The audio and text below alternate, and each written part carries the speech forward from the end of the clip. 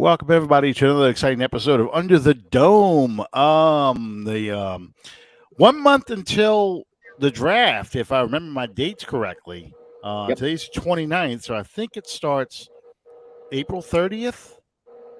Maybe 29th. So 29th. So literally a Yeah. 1 month. Okay. Yeah. I don't have my calendar in front of me. Yes, I do actually have my calendar in front of me. Yeah. The 28th is Thursday, so yeah, that would be round one. So 28th, 29th, 30th. So literally 1 month from today. We're gonna have some new viewers as this show is broadcasted for a while because some of my vendors and some of my fellow employees have now discovered that I like to do this thing. So Nice. they are going on this. It only took what, 5 years? Yeah, only 5 years. But now they're going, man, I got this guy, Alan. Alan, look at this on the thing. And I'm like, yeah, this fisheye lens that you get with this camera built in on this monitor makes me look even fatter than I really am. So, I just love that.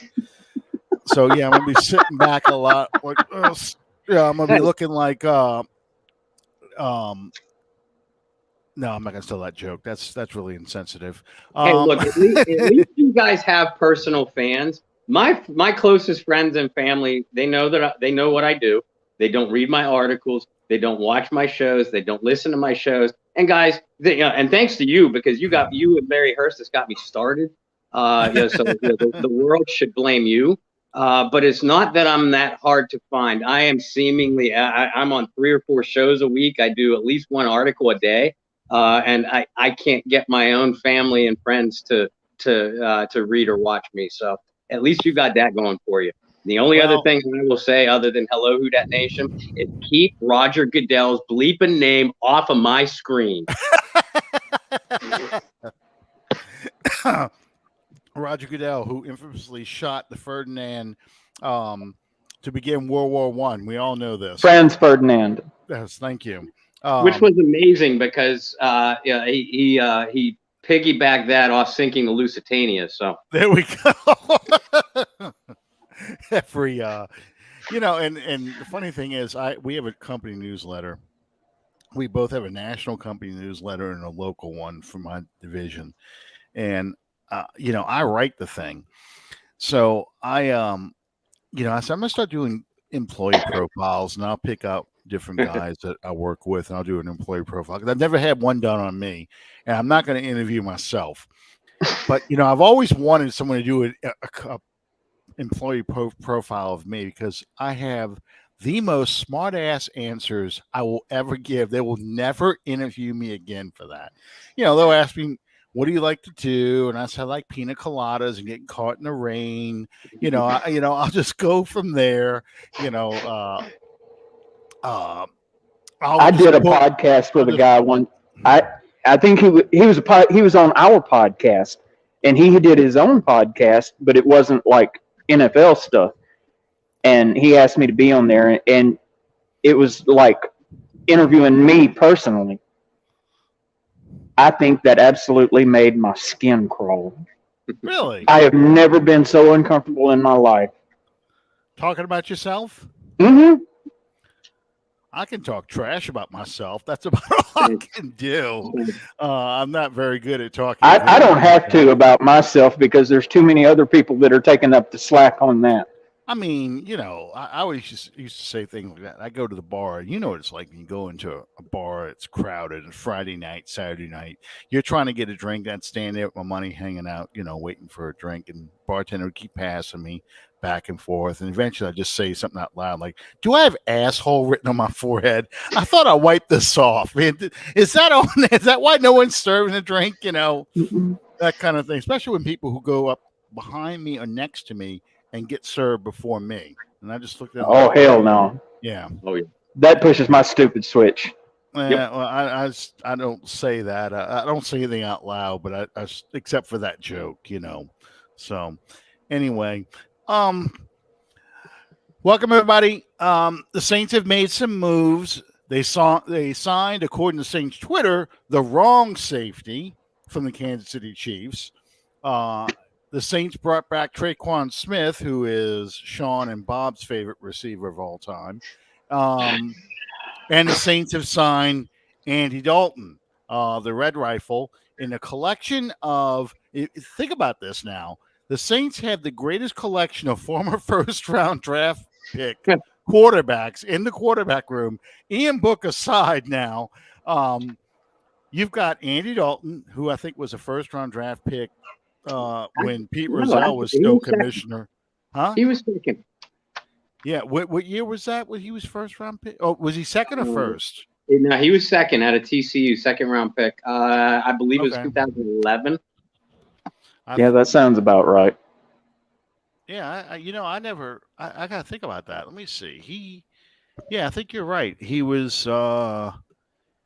is 34 years old. Somehow he looks a lot older. All those years in Cincinnati. It's not you spent 8 or 9 years in Cincinnati, especially playing for those Bengals teams. It's amazing he doesn't look 84 years old. Yeah, it's not the years, it's the mileage. He let's see. Yeah, he was drafted in 2011. Wow. It feels like it was a lot longer. That too. Yeah, he came second round pick. So he was number 35. So he was it's like we were discussing off air, and like Bob pointed out to me, given the choices, I think they made the right one. You've got veteran leadership in the quarterback room, and not only in Jameis, but also in Dalton. And same year as AJ Green, who's another guy that looks like he's about 10 years older than God, No, it's not the facial hair. He just looks rough. He looks like as my dad used to say about certain kinds of women, they look rode hard and put up wet. He looks like he's gone through the ringer. Well, he played for those Cincinnati teams, and then he went to Dallas. Yeah, that's going from hell to the final circle of hell over in Dante's Inferno. But let's start with. I agree with you. I think Dalton is a good signing as a backup.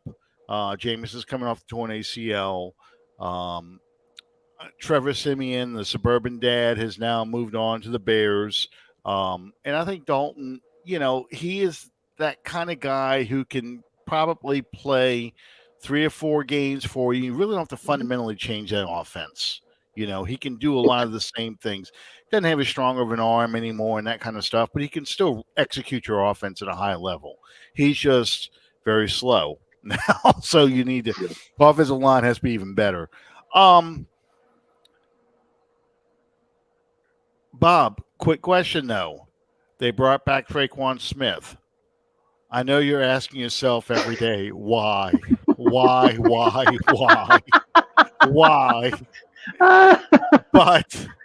when I got the update on my cell phone for that, I thought, oh, Bob is livid.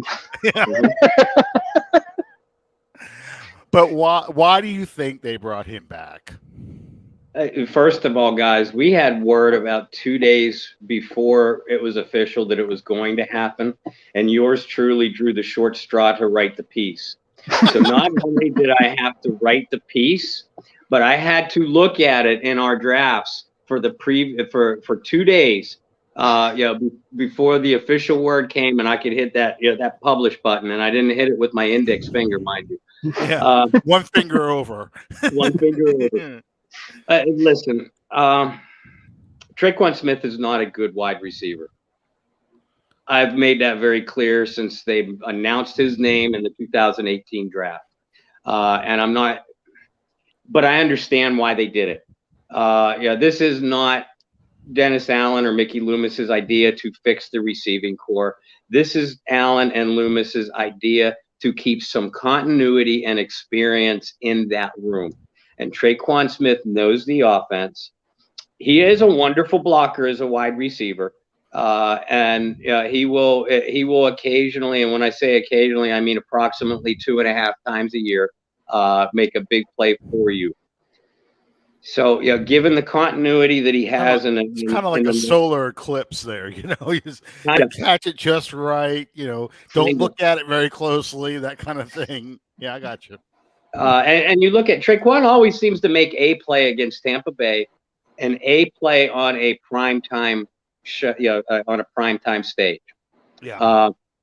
But in all seriousness, this changes absolutely nothing about the Saints receiving corps, for better or for worse. I have always felt like the Saints were going to address the position with a high draft pick.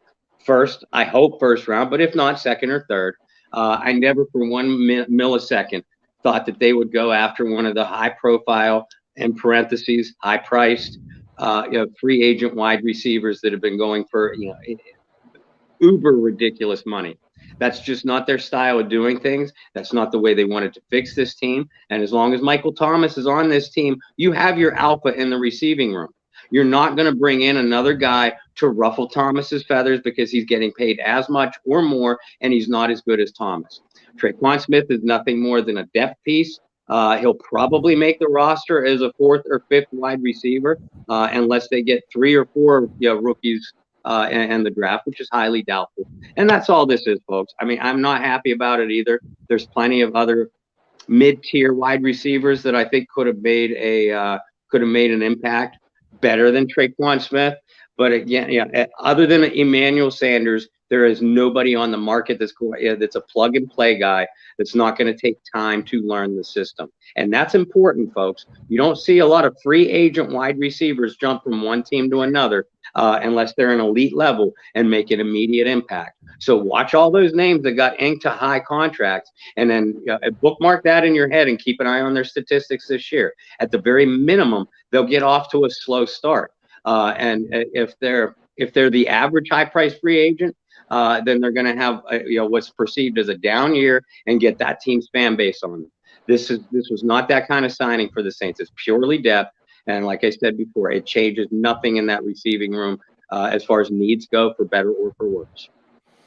Speaking of free agent receivers, Sean, the news came out that Jarvis Landry is holding out for about a $20 million contract for to be signed with some team.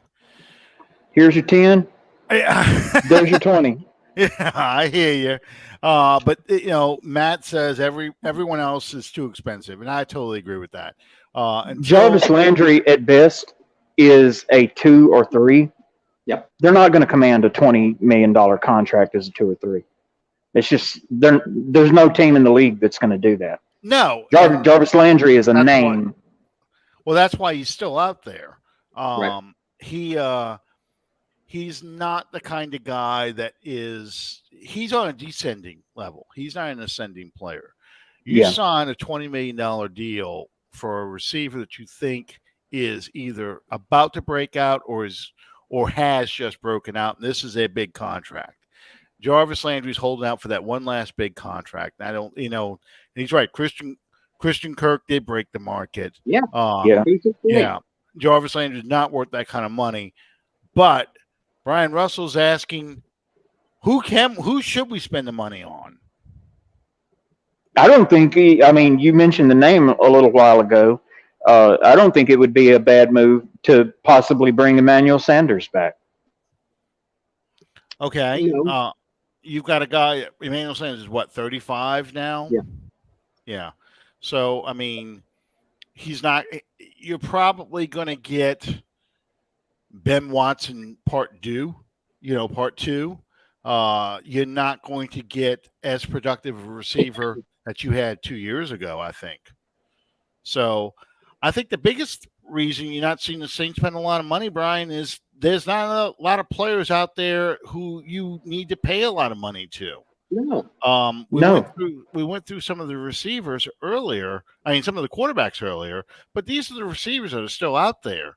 Odell Beckham obviously tops the list. Okay. But he's coming off of a torn ACL that he tore in the Super Bowl. Mm-hmm. Not like he tore that in November or October. So you're looking at, if it's an 8 to 9 month recovery, He tore this in February, and you're assuming that he had surgery right away. You know, I don't know if And that's the best case scenario, yeah, 8 to 9 months. when is he going to be ready to play? Are we talking September, October? You know, And you also have to bear in mind, OBJ is someone that has had a checkered past with injuries. yeah, he has. He has. But I'm looking at the big names in the left. Odell Beckham Jr., Julio Jones, Emmanuel Sanders, Jarvis Landry, AJ Green. This reads like a Pro Bowl list from like 6 years ago. Mhm. Cole Beasley, Alan Lazard, Will Fuller, who probably will injure his finger signing a contract, Sammy Watkins, John Ross, Albert Wilson, and Keelan Cole. You know, I mean, who are you going to pay a lot of money to? Nobody. I get that. I mean, you probably have better options in the running back market than you Absolutely. do in the receiving market right now. Tight ends is just as bad. I mean, Yeah. you got Rob Gronkowski on his retirement tour. We have the guy from the Chargers whose name shall not be repeated. Um, No, Jordan please. Atkins, Kyle Rudolph. Some of these people I never heard of. Anthony Fursker, Blake Bell, James O'Shaughnessy. If this was St. Patrick's Day, he'd probably be a great pickup. And then you have the inconsistent Eric Ebron, Blake Jarwin, and then a blast from the past, Jimmy Graham.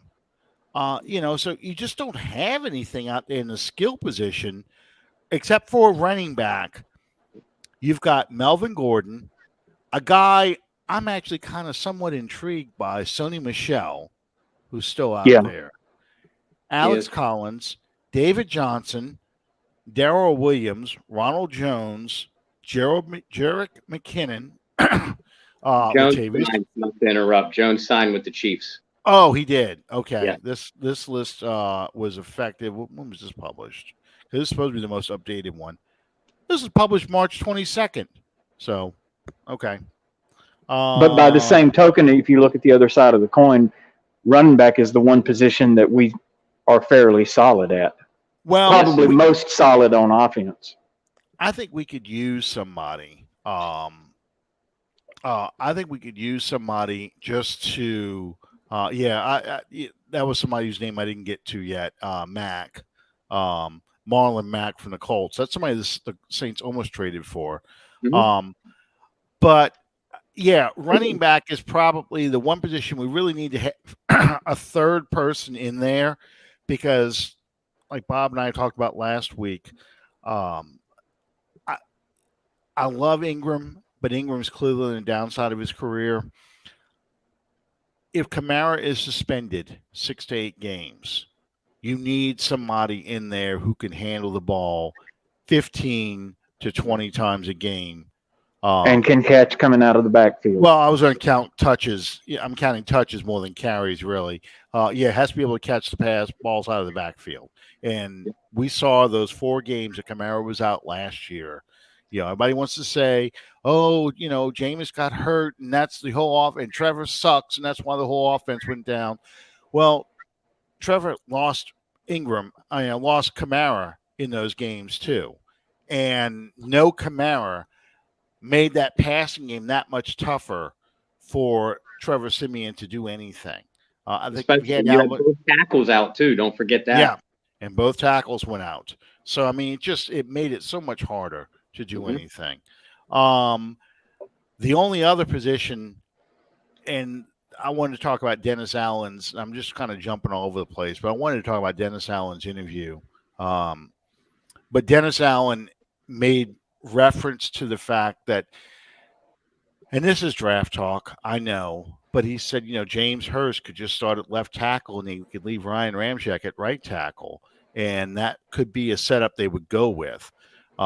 Because the guys you have out there still, and again, this is off the list from the 22nd, Dwayne Brown, Seattle Seahawks, Jason Peters from the Bears, David Quisenberry, and I'm sorry, every time I hear Quisenberry, I think about the pitcher from the old Seattle Mariners.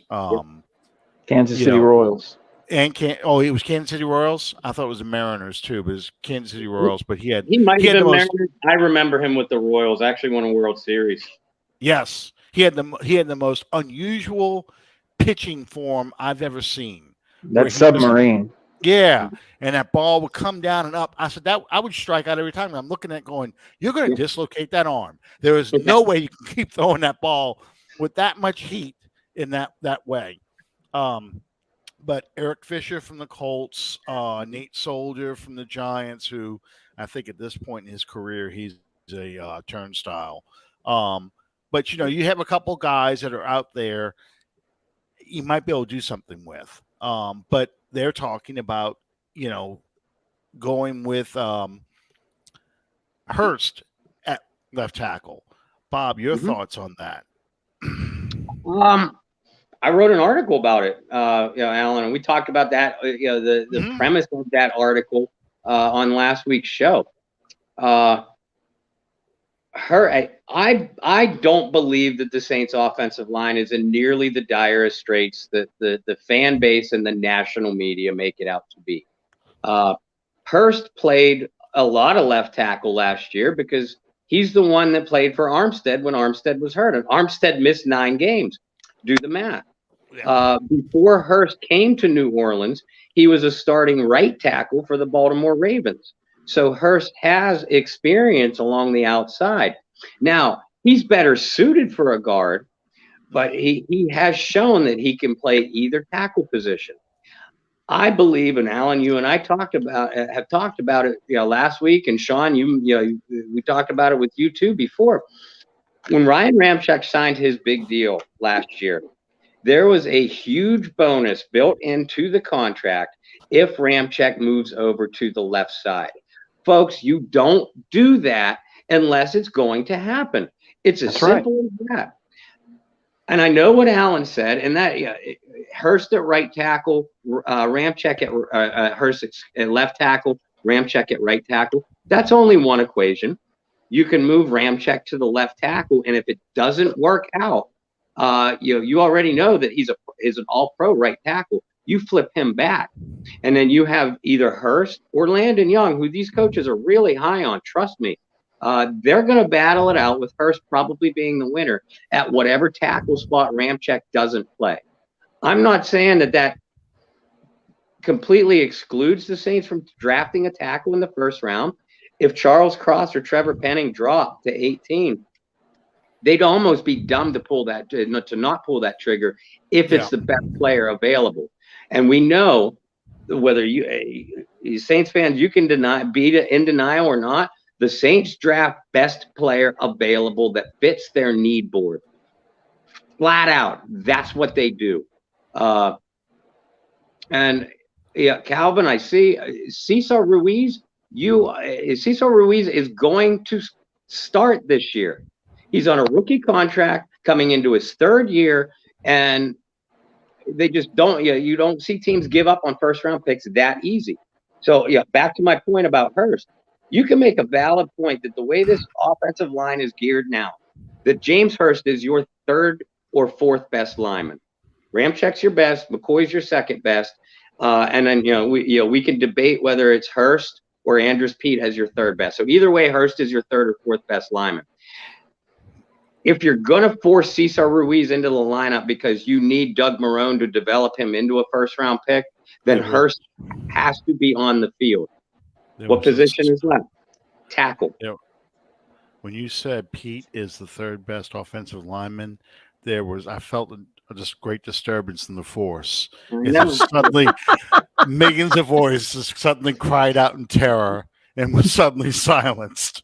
I know something dreadful has happened. You also only say that with a tinge of sarcasm, Alan, and I get it. Pete, at times, as a pass blocker, is a turnstile. But if Andrus Peat got released today, he'd be on the free agent market for about a half hour before somebody. I know. I've been a defender. You can't deny his versatility. Number one, he does have the mark against him for his prone to be injured a lot. Here we go. Here we go. You knew John had to throw something out. I got a comment about that later on, but yeah. Anna, that was me crying out. I knew it. The guys, I know. the I people know that the people that watch this show are very reasonable people among Saints fans. And I know we like to poke fun at Andrews Pete. He frustrates the hell out of all of us. He frustrates me. Sure. But I'm not wrong either. Well, this is I was going to get to the Dennis Allen thing and all the comments you guys are making right now. I don't think that the Saints are satisfied with their receiving core at all. I think the Saints also not unless they're all mentally retarded. Yeah, I think the Saints looking at the free agent market. The minute Kirk signed that contract, and said, "You got to be out of your effing mind." And people were all pissed off that we missed on Vance. I knew I messed up this dude's name. Scantling, the kid from the Packers. Valdez Scantling. I keep wanting to say Ricky Van Shelton, Stevie Ray Vaughan. Those are the names that are coming every time I see that. I see. We already got one Marquez. We can't have another one. Well, yeah, and that he's basically TreQuan Smith. He's a TreQuan Smith with a $30 million deal, and I think the Saints had a cheap deal for him, and the Chiefs came in and gave the farm to him. And my thing, and I agree with a lot of people. What a lot of people saying on Twitter and some of the podcasts, that here you are, you're going to give that much money to basically a TreQuan Smith kind of player who had a Hall of Fame quarterback throwing him the ball, and he caught fewer passes than TreQuan Smith, and you expect him to be a better receiver with the Saints? You think that's not a knock on Jameis or anybody else, but really, I think he would just be an expensive player that people would get pissed off at every week.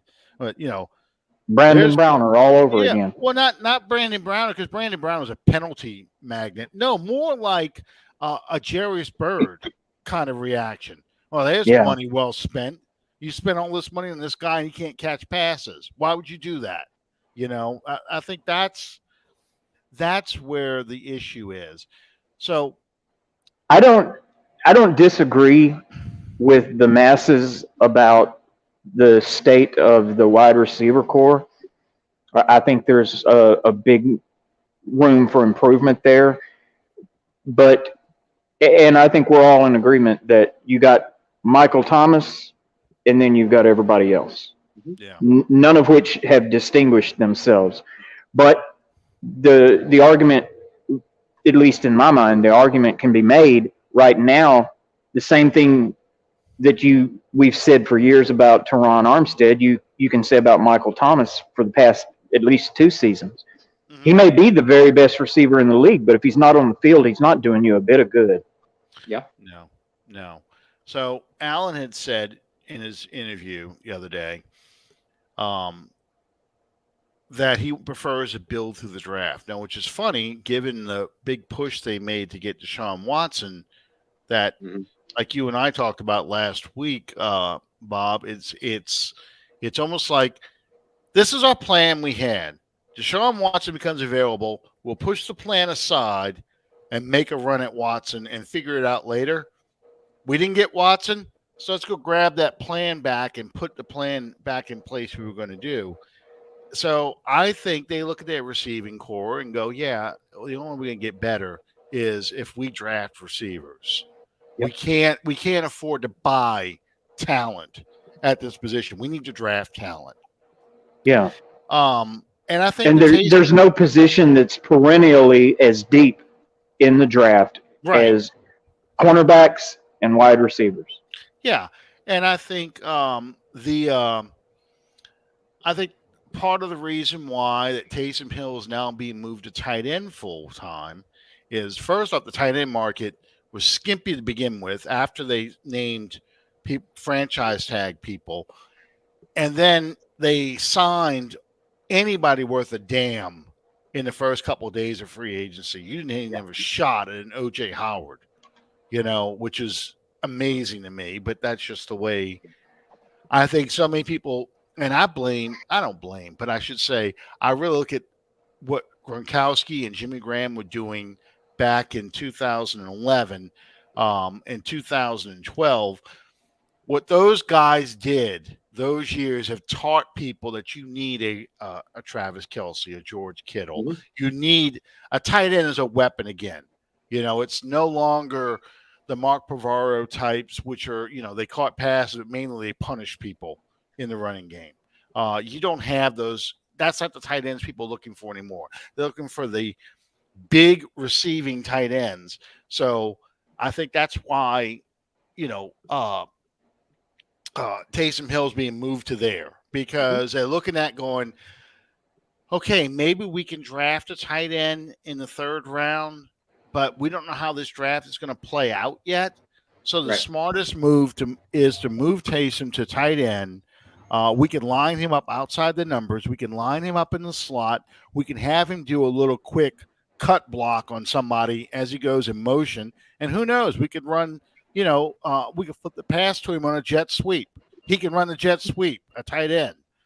So we'll do this with him while we try and figure out the tight end room, because right now the tight end room's a disaster. Yeah. So this takes that off our plate. We get our quarterback room. We try and get our quarterback room organized with a definitive starter, our veteran backup, and our project player right now is Ian Book.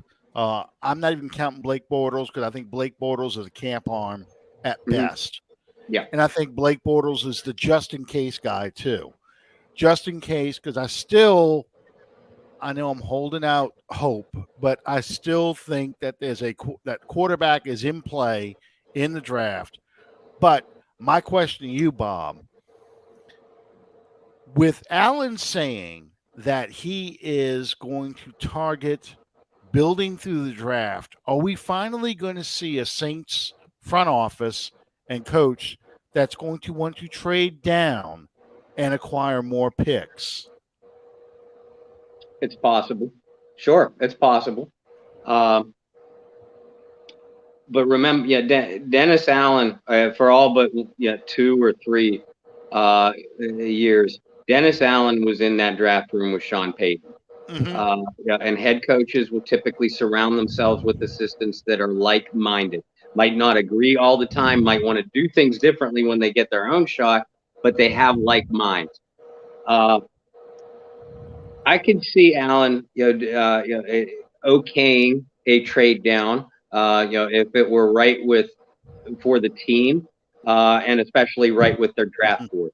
Like if their draft board is particularly deep at more than one position where they deem a spot of need, then you're almost fools not to trade down if the spot presents itself to where you're only dropping 12 or 15 spots, because the mindset is, and 3 of us have had done, I don't know, 4 or 5 draft shows together so far.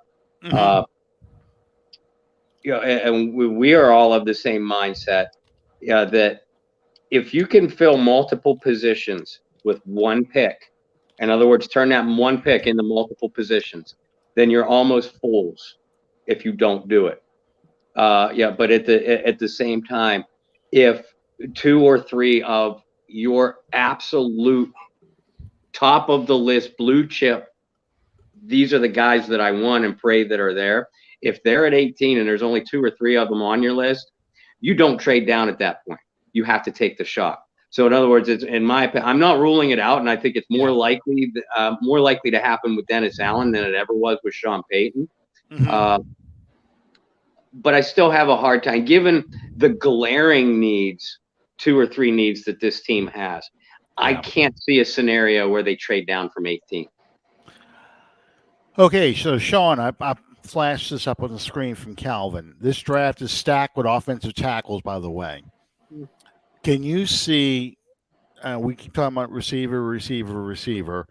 Can you see the Saints taking an offensive tackle in Absolutely. 18? right? Absolutely. Uh, So, good, good wide receivers mhm. you can get in the second to third rounds easily. Uh, Good offensive linemen, they're a lot fewer and far further between. Well, you draft, and this was the thinking I said back in 2014 when they drafted Andres Pete, and also in 2020 when you drafted Cesar Ruiz. You're assuming that if I take an offensive lineman, I probably have a draft pick that's going to play there for me. I take in the first round, it's going to play there for me for 10 to 15 years. Sure. Um, Whereas the average running back is what, 3.5 years, 4 years. Yeah. Receiver, by the time they turn 27, 28, 29 years old, they're now on a decline. Yeah. I mean, once we ran through that list of receivers, Jarvis Landry's only 29 years old, I think. He may be turning 30 that year, and we're already talking about him being a declining player. So you get more bang for your buck with an offensive tackle. Um, Not to the mention, it's always been my belief that the game of football, obviously, it's, well, I'm trying to think of the proper way to say this. A football game is decided on the line of scrimmage. You have to have solid offensive linemen. You have to have solid defensive linemen, or else none of the other pieces that you put out there are going to be effective. Yeah, and my thing is, and this doesn't help. So I got sent this tweet about Trevor Penning out of Northern Iowa, just pancaking people for 2 minutes. On it's nothing but shots of him just taking dudes and throwing them on the ground. I mean, not just finishing his block off, throwing them on the ground. And his nickname is Nasty. And one of the reviews I read about him was he looks at the opponent across from him with utter disgust. And that's how he Hell plays the yeah. game.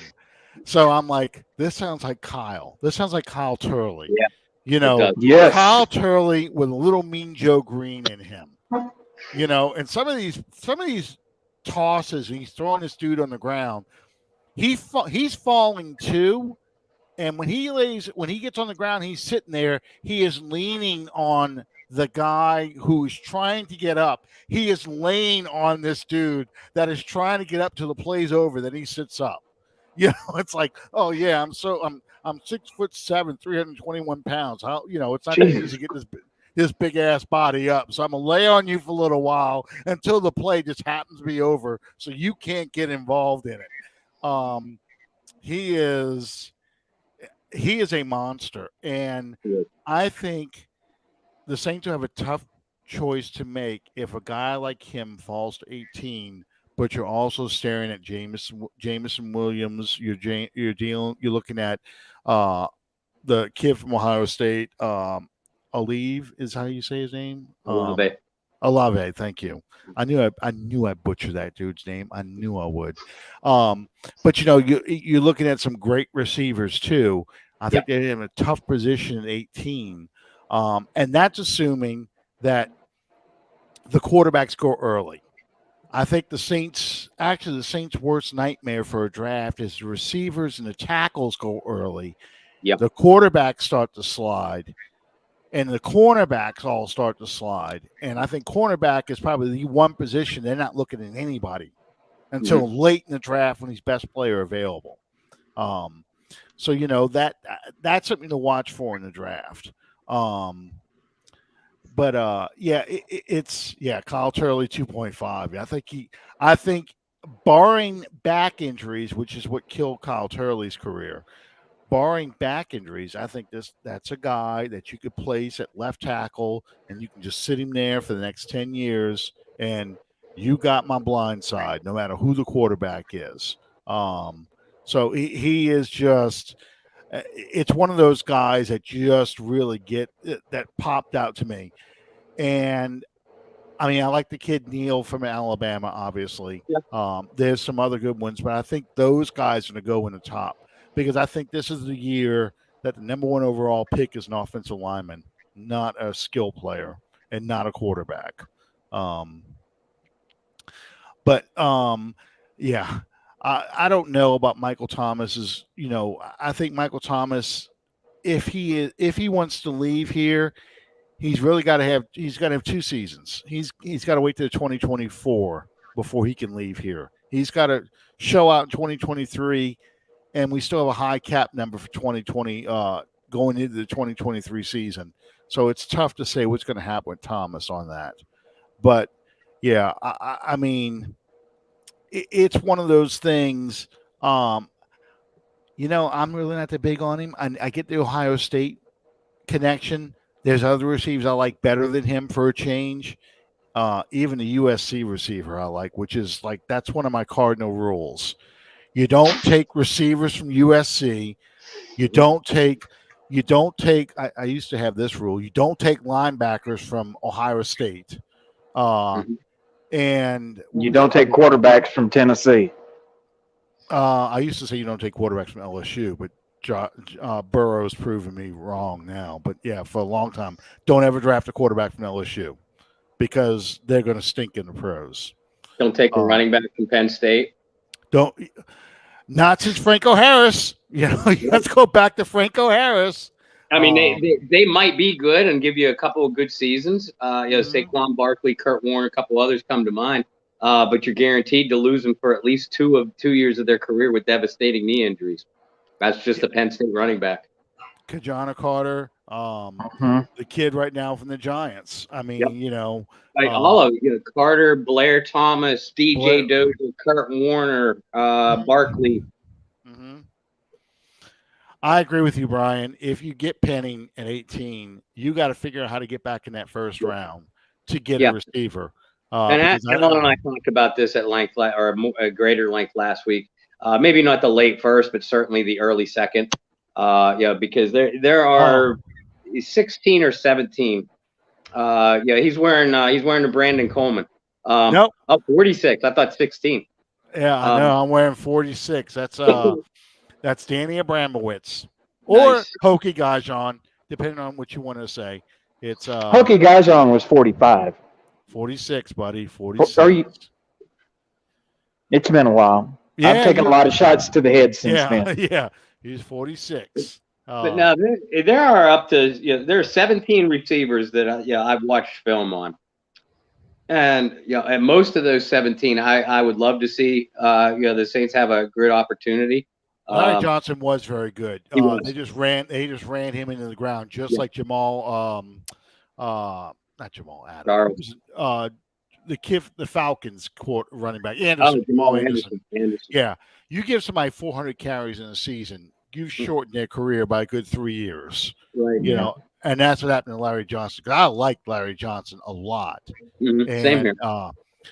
He carried one of my fantasy teams years and years ago. But you ran him. Hokie was 46. Absolutely. But the receivers that I have graded out, and I'm gonna start doing my individual draft, converting all that film and note work into article form, starting next week.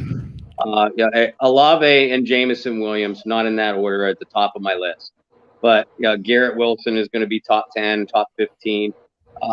Two guys that I am extremely high on are George Pickens from Georgia and just Jahan Dotson from Penn State. Yeah, I don't think if both of those guys could sneak in the back half of the first round, but if they don't, they're going to be off the board early in the second. So those are the types of kids that you have to move up to get if you're the Saints and you go offensive tackle or, shocker, defensive tackle in the or quarterback in the first round. I think all three of those positions are very much in play as well as receiver. It's so open because when you're picking 18, you have an idea where guys should go, and all it takes is just one dude to pick something off the wall, and it kind of throws everything off, or one big trade where somebody moves up.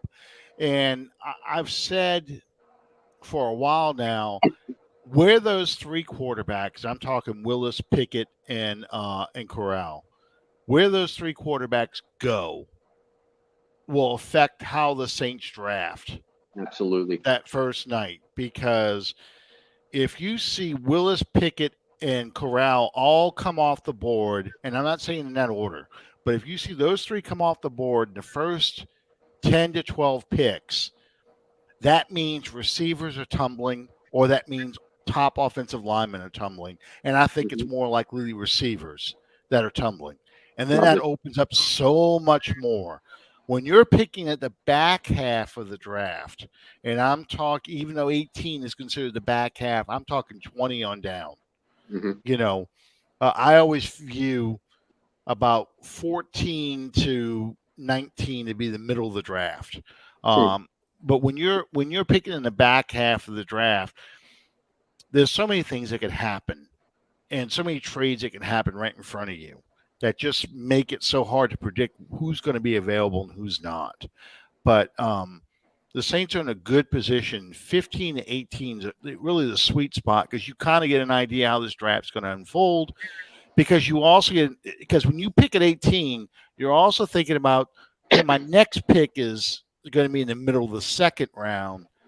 That's a long gap between 18 and I don't even know what number it is. I think it's 40 something. I think it's 49, guys. 49? Okay. No, so you've got to estimate that, a good 20, 25 names will come off the board. So, and it being, this is the part I hate about the way the draft is today. When it used to be the Saturday was rounds 1 through 3, and then Sunday was 4 through 7. You had a good chance of looking around going, okay, they can have a run on a certain position, but teams haven't reset their boards yet. So they're still going off that master list. Yep. So guys can slide easier. When you've got a whole day to reassess your board for day 2, for second and third round, a lot of guys that used to just tumble out of that first round were supposed to be locked first round picks, and you see they end up in day 2. They end up popping off the first 10 picks of round 2. And that's the frustrating part. Yeah, 49. Brian just chimed in 49. So, yeah, you do. You want a run on. I wouldn't mind even a run on defensive ends after the Saints pick, because that leaves a lot of good stuff in day 2. Absolutely. So yeah, I mean, it's so hard, because you got to think about how much is going to happen. That's why I agree with Brian's idea. Hey man, sacrifice that 2 and maybe a first rounder next year. Jump back in the first round this year. Take your tackle and take your receiver in those 2 rounds, and then in the first round you get the 5-year deal. And what the hell? You can ride out the next group of picks, because your next picks are in the end of the third, but you got your 2 biggest needs filled right there off the top, and then you can grab. The pressure's off of you to grab a top receiver. Now you can look at best player available. You can start looking at tight end. Start looking at, hey, maybe another receiver's available. I'll take him. So, but we'll see what happens. Saints willing to give up 3 firsts for Watson and trade next year's first to come back in the first round this year. You might get a tackle. Yeah, that's exactly what I was saying. Yeah. So, and I like when teams do that. When they sit in the middle of the first round, they'll let the board come to them. Draft their best player available with that first round pick, but they've identified a short list of candidates where they move back in, to the back half of the first round or right at the beginning of the second round. And you will have to give up your following year's number 1 pick to do it. But that's not as great a loss as what people believe, because teams that do that are moving up to draft a player that they had a first round grade on anyway. So you're still getting another first round pick, and the Saints have that luxury of having two third round picks. So you are still sitting in a nice position. Where theoretically you're giving up number 49 second round and next year's first, and probably a day 3 this year or next year too. To move up. You do that, you get your tackle, receiver, or wide receiver, quarter. You get two of the positions that you've identified. And then you can play around, like you guys said. You can play around with your draft board, see how it unfolds, and you grab two probable immediate contributors with 2 third-round picks just to end out day 2. Yeah, I mean, the 2017 draft, the advantage of that draft was all your picks except for one were top 100 players. Mm-hmm. So that's why that draft was so good. 2 firsts, a second, and 3 thirds. Yep. That you had because you traded up to get Alvin Kamara. Yep. And then even the 6th round pick, the defensive end, who I think was with the Colts last I saw, not Mushim Muhammad. Quaden. It's spelled out Quaden, but I don't know how it's pronounced. Right. I can pick. It was Muhammad that was his last name. Yeah, I do remember that. From Miami. Yes. Yep. And he was he was a project defensive lineman because he was a kid who didn't get kicked off the team, I think. Yeah. Yeah. So, I mean, and the fact that he's still. What kind of person do you have to be to get kicked off the University of Miami football team twice? Oh, Jimmy Johnson's not running that program anymore. So they're probably. My point. Sean, give me a surprise name or surprise position that you see the Saints be in play for in the first round that maybe the media circles aren't talking about. Well, Allen's is the same as Allen's position is the same as mine. That's why I wanted to ask you. Yeah, I would say either offensive tackle or defensive end. Okay. Which I pray to God, please don't draft another defensive end in the first round. That'd be a surprise for sure. Yeah, I think Saints Twitter would riot if they got another defensive end. It's just like the room is getting full. They have 4 quarterbacks. Okay, so I joked. I said somebody had said, "Well, that just means that the Saints aren't going to draft a quarterback in the first round." I'm like, oh no, it doesn't. No. I can see the Saints drafting a quarterback in the first round and have 5 quarterbacks in the room and have fans ask, "Well, can one of them play receiver?" I mean, what are we going to do with all these quarterbacks? So yeah, I said they would do that just for laughs. So yeah, I can see that. I want to reiterate, there is not a quarterback that I see entering this draft that is worthy of being picked in the first round. Not to me. What's that? You don't see what? I'm sorry. I don't see a quarterback going into this draft that is worthy of investing a first round pick in. I just don't. Because if you invest a first-round pick in a player, you are anticipating within the first 2 seasons them becoming your full-time starter at whatever position it is. Well, I'm sorry, but Jameis Winston's only on a 2-year deal. Yeah. And most of that money's guaranteed for this year. So if you're saying that, then that means that next year, and this is my thinking, that next year there will be a new quarterback, unless Winston has not just Pro Bowl numbers, but all pro level numbers and takes his team to deep in the playoffs and has an unbelievable, 5,000 yard season, 30 plus touchdowns and only less than 15 or fewer interceptions. He has to have that kind of season where he goes off. Other than that, I think he is viewed as a bridge quarterback right now. And that doesn't mean if they don't take a quarterback this year, okay, I can still see next year quarterback is a possibility again. Absolutely. Mm-hmm. Well, you're going to have to do something because the path that you've chosen. And I say that in reference to the past 5 years, basically. You've known that your franchise guy. Sure. It may not be this year, it may not be next, but he's got one foot out the door. and you never did anything to address the issue. I wouldn't say never. You didn't do anything to address because they did. They had every intention of taking Patrick Mahomes in 2017. They did. Okay, and they even had a conversation with Drew Brees and told him that we are looking very hard at taking a quarterback, and we want to let you know what we're going to do because that's what pissed off Brees back in 2004, Right. when they took Philip Rivers, and Brees told him that was the worst effing mistake you ever will make. Told his coach. Schottenheimer wouldn't even tell him. They had an assistant coach go in there and tell him because it was all A.J. Smith that was doing this. Yeah. Okay, and that's what fueled Brees to become the quarterback he eventually became because he was so mad about that. But with this, they told him, look, this is what we're going to do. And Brees was okay with it.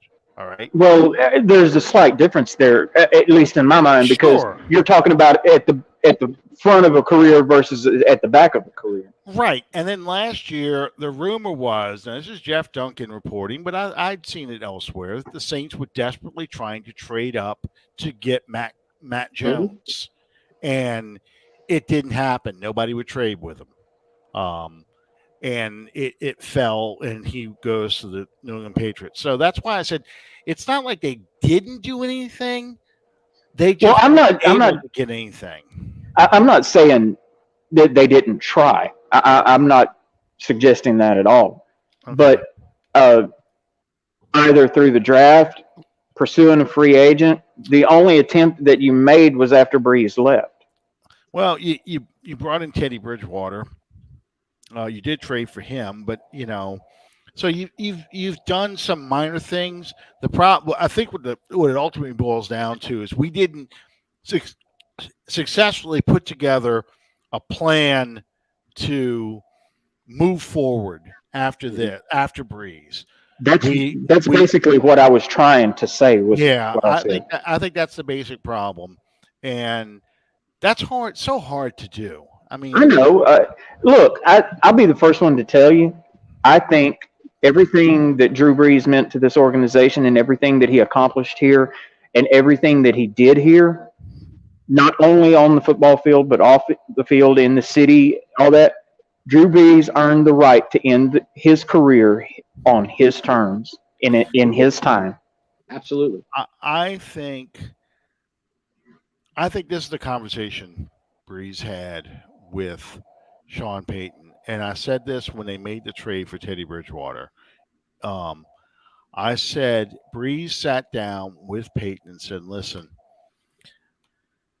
I'm near the end, and I don't know when it's going to happen. I just know it's going to happen very soon. I think we should start looking. You guys should be aware of this and start making your plans accordingly." Had Bill Vinovich thrown a damn flag in 2018 and the Saints go to the Super Bowl in 2018, win or lose, I think Brees retires after that game. I think that game he walks away and says, I got back to the big game, especially if he won it. I got back to the big game. I've set all the records I can set. I've done everything I could, and I'm retiring. It didn't happen. So he came back in 2019.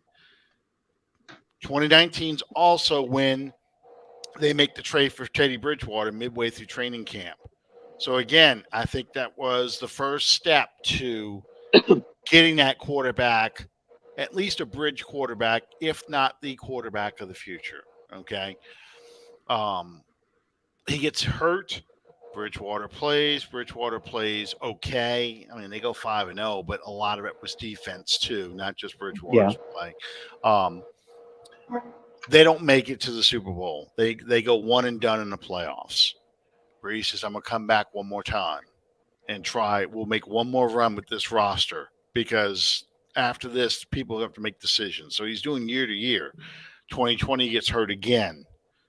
This time a lot more serious. But they still got in a position by winning the division the fourth straight time to go ahead and I think did they have a wild card game? Did the Saints play in a wild card that year? Mm-hmm. Yeah, they did because in Pearl Harbor conspirator Roger Goodell's infinite wisdom. That's when they eliminated the second bye week. So the Saints have not had a bye week since 2018, since the Vinovich year. Yeah. Okay. Okay. I couldn't remember. They played. That's right. They played the Bears in 2020. That's who they played in the wild card round. Okay. So once again, they try and make a run. But by this time, I mean, Breeze knows it. And Breeze even says it in some of the sound clips. He says, "This is the only reason why I came back. You know why? You know what I came back for, and that kind of thing."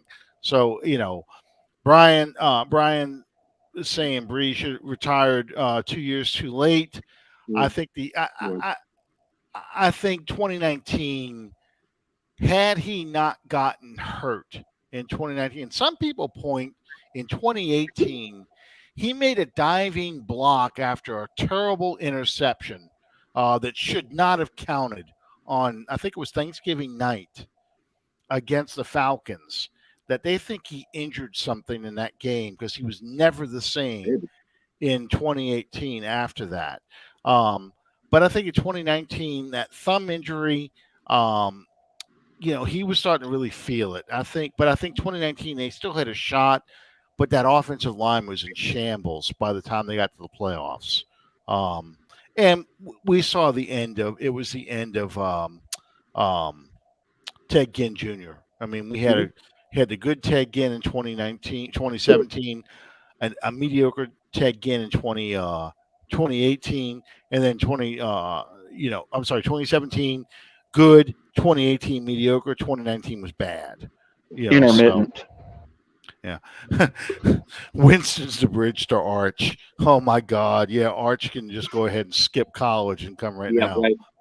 But I agree with what you're saying. I mean, the Saints had made attempts to at least bring in a playoff caliber bridge starter.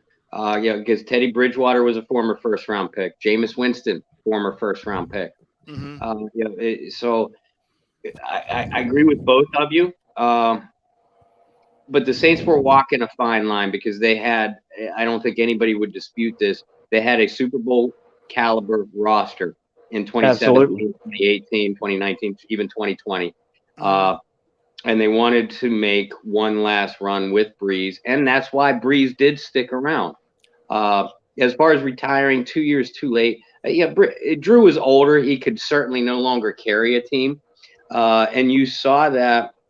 We saw it in the playoffs, in the playoff game against the Eagles, and definitely so against the Rams. But we even saw it at the end of the regular season in 2018. His arm was tired. In 2019, missing those 5 games was the best thing that could have happened to him because he was playing very, very sharp at the end of the season. Just he and that entire team, other than Taysom Hill, and Janoris Jenkins, decided to not show up for the Vikings wild card game. That explains that. In 2020, I'm convinced that Breeze and Sean Payton knew that Breeze's last year was going to be 2020 before they even took the field. Nobody can convince me otherwise. Nobody can convince me otherwise. Yeah. And it's so frustrating because 2011 against the 49ers and 2017 against the Vikings in the second half of both those games. Those 2 games were some of the best quarterback play out of Drew Brees out of his entire career of the Saints. For those 2 quarters to come back after 5 turnovers in 2011 against the 49ers and to score a touchdown twice in the final 4 minutes to take the lead. And then against the Vikings, that crowd is going nuts. The Metrodome, they're blowing, not the Metrodome, whatever the hell they call that stadium now, M&A or TNA Stadium, whatever the hell they call it.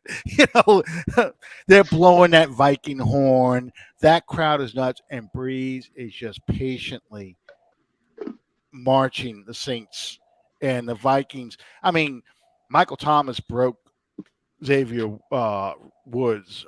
He broke him. He was never the same cornerback. He was playing an elite level until he played Michael Thomas, and Michael Thomas broke that Yeah. dude. He's crying on the sideline, screaming about Thomas. That and to have that whole game fall apart on one bad play by Marcus Williams just kills me because I actually enjoy watching that second half until the final 10 seconds. They run that perfect play that I guarantee you every time they practice that play, Willie Snead is hitting Alvin Kamara in stride on Yeah. that option pass, and he missed him the one time he did it. On 4th and 10, Breeze throws that pass to a place that only Willie Snead can catch it on 4th and friggin' 10 for a first down. I'm just like that. I love watching that game until the final 10 seconds. I really do. I love watching that second half because it The second just half. Yeah, not the first. not the first half is terrible, but the second half and just when you're watching, and I don't blame Sean Payton for yelling skull at these Viking fans because they're in shock. They're about ready to riot, to lose this game, thinking they're going to have home field advantage throughout the playoffs and be the first team to go. And then we go to X Files Smoky Man. I really need this music to come up when you go out there. But they thought they were going to be the first team to host a Super Bowl, be the home team for a Super Bowl. And to see their faces 15 seconds left in the game, and they can't believe what they're watching. They can't believe that the Vikings are going to do the most Viking thing of all and lose this game. And it kills me every time I think about it. The same with, the 49ers game, the second half. I'd stop it after Jimmy Graham's touchdown because I can't watch it anymore. Right. Jimmy Graham's touchdown comes on. I've said this a million times. I'll watch that game, and I was literally screaming at the TV, how does it feel? How does it effing feel to have your heart ripped out? Every single Saints fan our age on the face of the earth had that same reaction that Jimmy Graham had and throwing the football against the wall against the 49ers because of how many years of torture, how many decades of torture. Mm-hmm. Yeah, it just it killed me. It really did. And then Bountygate happened, and that totally destroyed that team. So yeah. So that's going to segue into the final discussion of the night. So I don't watch the Oscars. I haven't watched the Oscars, God, probably since Billy Crystal did it. And I'm talking Billy Crystal when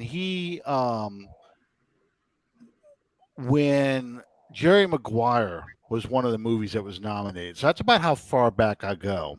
Maybe Forrest Gump time when Forrest Gump was nominated. But the one I remember was Billy Crystal running through his list of things, and he inserted himself in the films in his intro, and he's talking to Tom Cruise and Jerry Maguire, and he would say something, and then Cruise would go fine, and he kicks the thing, and then he'd say something else, something ridiculous and outrageous, and Cruise says fine, that kind of thing. So that's how long it's been. So I did not see the infamous slap until it was replayed about 1 million times on social media. And like I tweeted didn't tweet, I posted this yesterday. I remember the days when I would just watch actors slap each other all day long, and I posted a clip of the Three Stooges, so I mean, that was, why I oughta. That just, my wife thinks that's the stupidest thing she's ever watched. And I'm like, you're such a typical woman. The Three Stooges are hilarious. How could you not find this hilarious? But anyway, Sean, if you had the opportunity to go walk on stage and slap somebody, not named Roger Goodell, because we all know that's who the first one we're going to say, who would you slap, player or coach? Could be a Saints player, could be another team. It's got to be a player. I was going to say Nancy Pelosi, but no politics. We're talking football. Player or coach?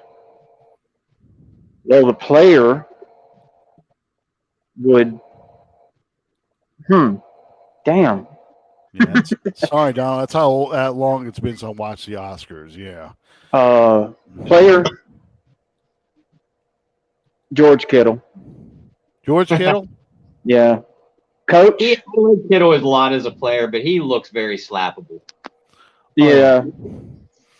He's even got the beard to kind of deflect the pain of the coach.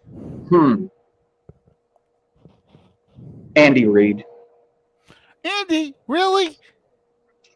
Poor Andy.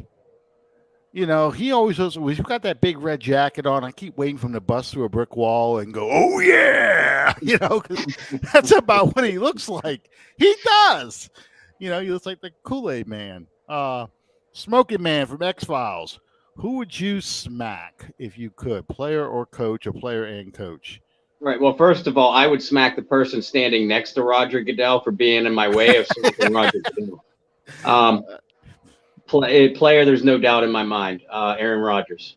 I'd stone cold stun him. Coach, again, no doubt, Sean McVay. They are at the top of my list. Yeah. You're jumping on my bandwagon because Sean McVay. I just want to slap him just because I can't stand his arrogant looking face.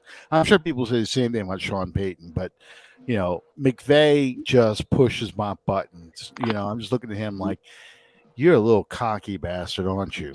You know, and you're not as smart as you think you are. Your schemes are not as great as you think they are. But he's one of these guys who does. He's one of these guys, I'm convinced, walks around, you know, and he's one of the ones that wears a Super Bowl ring and lays it out on the table in front of you like this, you know, and so you have to notice it. It's gaudy and obnoxious, you know, so oh well. Yeah, McVay would probably be my coach. Player. Oh, there's been so many over the years. Let me think of a player I would want to smack. If we're talking over the years, Phillip Rivers might supersede Aaron Rodgers for me. Phillip Rivers, Eli Apple. Well, you know, Eli Apple's mom might be next in line, and if she's hearing somebody's getting slapped, she probably bend over and say, "Smack this," you know. I'm trying to think of, you know, let me think of a player I really don't, you know, Aaron Rodgers. Oh, yeah, that's one y'all missed. Aaron Rodgers. Yeah, Apple. Yeah, I knew it was coming. Rodgers would be a close second for me. I'm trying to think of somebody who I really can't stand. Who talk. Kittle's one of them. I don't like Kittle at all. I like Kelsey. Can't stand Kittle. I'm trying to think of Stephon Diggs was somebody for a while I wanted to because you know he pisses me off. I didn't even want him. Steve Smith. Steve Smith. I didn't want to just smack him. I wanted to cold cock him. I might get my ass kicked, but I was willing to stand and fight that dude because you know Cam Newton. Cam Newton's the one. I would say Cam Newton because you know that Superman thing and dapping and that kind of shit used to just piss me off because it's you know I don't like that, you know. I want to. That makes you want to strap up, go totally old school shoulder pads, old school pads and helmet, and just like, you know, just give a solid forearm shiver. And I don't care if I get thrown out of the game. I threw the forearm shiver. You know, I wanted to pop the helmet off or whatever. I mean, that's the kind Put of that Ray Nitsky on his ass. Oh yeah, Randy Moss. You know, Donald says Randy Moss. Randy Moss didn't piss me off that much. He really didn't. Even when he was, yeah. Tom Brady. I get tired of Tom Brady's ass. He's like a damn STD. He won't go away. You know, no matter how much damn penicillin you take, you can't get rid of him. He's doing the whole Brett Favre tour right now. Montana and Rice, if this was the '80s Saints, yes, I probably would want to. But now that those two are gone, I'm not as bad as I used to be. Junior Galette, yeah, but he swings back with a belt. Right. Yeah, and that's a big old boy. Yeah, Brandon Browner, yeah, but Brandon Browner was just so frustrating. Uh, Deion Sanders, yeah, yeah. Deion Sanders, when he was a player, As a hell player, yeah. yeah. As a player, I wanted to pop him in his little soft ass the next week, especially when he do that little dance. Whole Cowboys organization. No, Jerry Jones. If I had to list owners, Jerry Jones, because I blame him for ruining the NFL. Um, Jason David.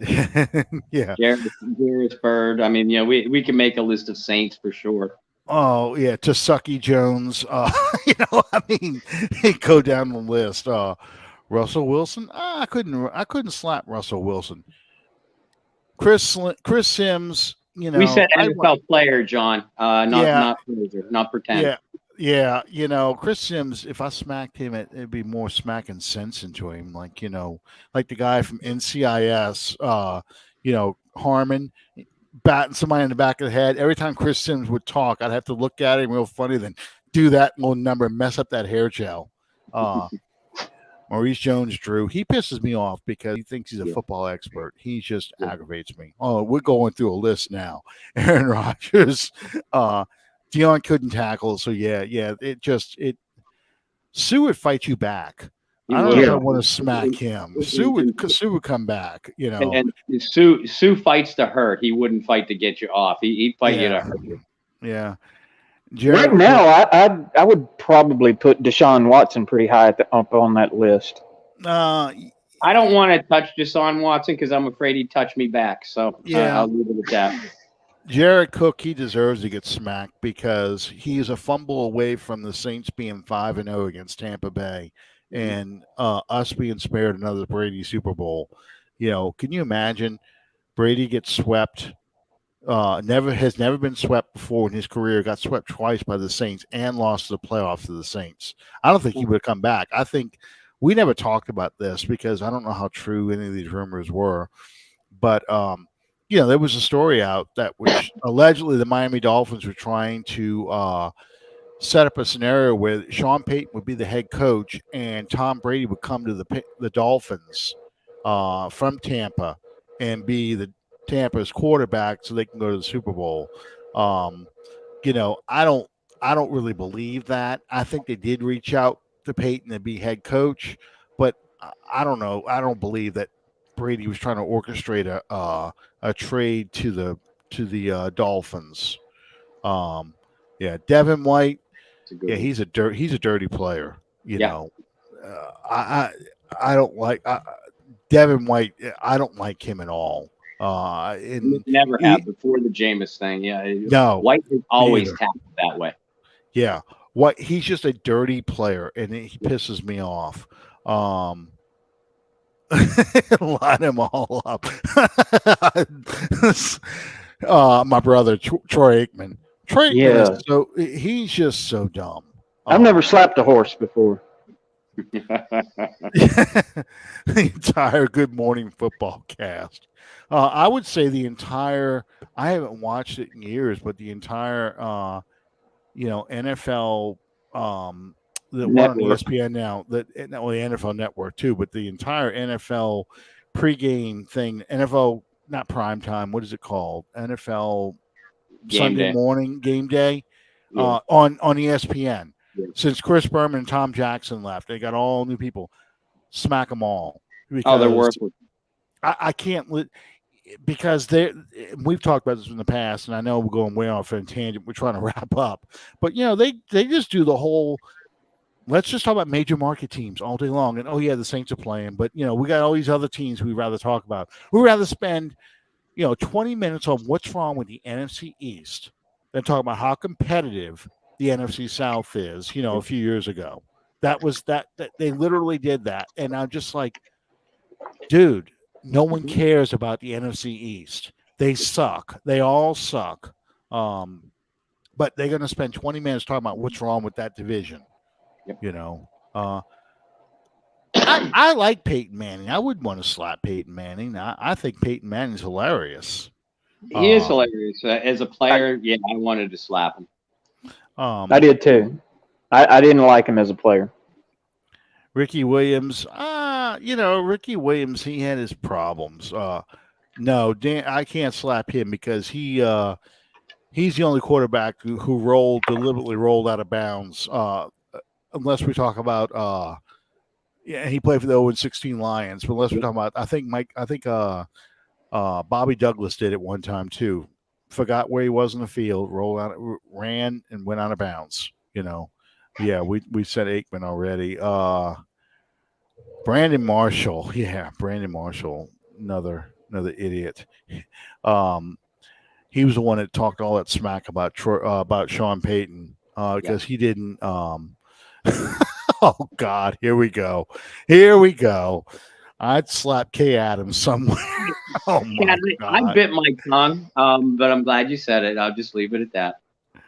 Well, I wanted to kiss. We can't say Roger Goodell. That's a given. Well, I wanted to kiss Susie Colbert, so that's where I am. I mean, Roddy White is so fun to troll on social media, so I can't slap him because it's like picking on the special needs kids in the park. He's talking all kinds of smack, and he's too short to reach the monkey bars, and he's talking all this crap like he go do that. And it's like, dude, do you need me to hold you up so you can hang on the monkey bars? So he. Is there any demographic that we haven't pissed off tonight? No, we've gone totally Deshaun Watson now, talking about smacking female reporters and stuff. I'm surprised nobody mentioned what's her name on the sidelines. Erin Andrews. No, not Erin Andrews. Erin Andrews, she pisses me off. I don't like Erin Andrews, but the good one, Pam Oliver. Yeah, Pam Oliver. That woman's got a booty and a half on her. I tell you what, she does. I'm sorry. That they show her from the neck up all the time, but every so often they do a far shot of her on the sideline, and she's taking notes and stuff like that. I went, good God, that's one of those. Oh my God, Becky, look at that butt. She's one of those. I'm sorry, and I know a lot of people probably agree. Anybody in the Falcons organization, again, that's picking on special needs kids. You can't do that. You just don't. I mean, there's no fun in that. That by the way, I'm having a lot of fun reading. I advise everybody to read follow the Falcoholic on Twitter, and read Falcons Twitter during the games when they're losing. It is the funniest stuff you've ever read in your life. It really is, and it's cool. Well, it ought to be real damn entertaining this year. Oh my God, it's hilarious. It really is. I mean. You think we trash the Saints organization for bad decisions? You haven't seen anything to read Falcon stuff on game day. Like I said, the Falcoholics pin tweet said being a Falcons fan is like riding a roller coaster with a terrible safety record. I mean. It's great stuff when they're losing, especially. It's really, really fun to read stuff from just the threads because they are hilarious. Yeah, I knew this was coming. Yeah, Pam Oliver's way better than Erin. Yes, she is. She's a very professional. Bob silently nods.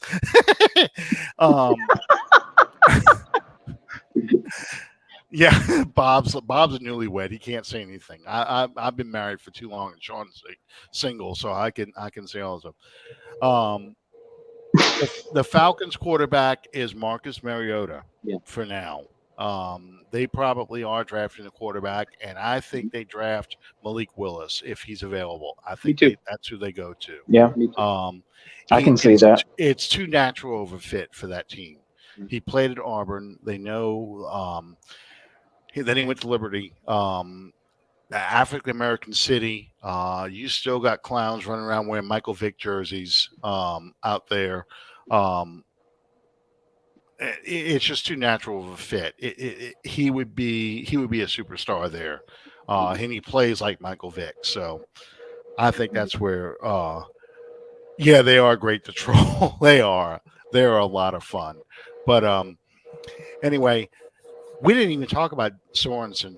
That was who I was going to start the show off with. But special teams guy, I know Chiefs fans view him the way we viewed Josh Bullocks and Tabucky Jones and everybody. Pick your worst Saints safety. Um, but I think he's a special teams guy. That's what they're bringing in him for. He may come in on certain packages if it's run-oriented defense. As long as they put in pass coverage, we're good. But yeah, I have to go dig out some Falcons tweets and read a couple on the air, just so you guys can see some of the things these guys write. They're funny, they really are. I mean, it's great gallows humor, and I'm glad it's not our team; it's their team they're talking about. What's going to happen with Malcolm Jenkins? I have no idea. If there is a plan, they're being really tight-lipped about it. Yeah, Dennis Allen kind of sidestepped that, basically said, you have to ask Malcolm. Yeah. I think that's going to be a topic we're going to really get into next couple of weeks, and we'll see what they do in the safety, if they draft a safety. That'll tell us.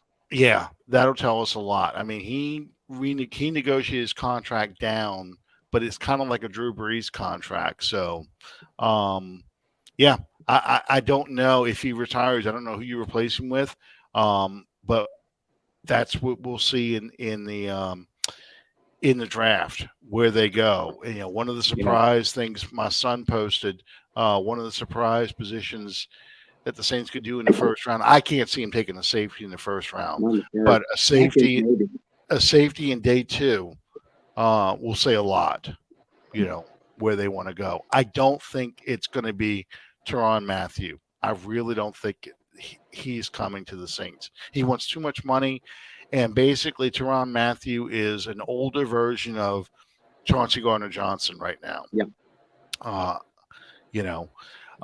Yeah, that's a possibility. McKinney from Oregon, but it depends on how he falls in the draft. There are 3 or 4 safeties, that I could see the Saints perhaps targeting on day 2, and there are 3 or 4 that I could see, being solid contributors and being available on day 3. And whether or not Malcolm Jenkins retires before the 2022 season, which I think right now is 50-50. I still think the Saints are going to target a safety because Malcolm, even if he plays, he is well past his prime. He's there for leadership and in-the-box tackling.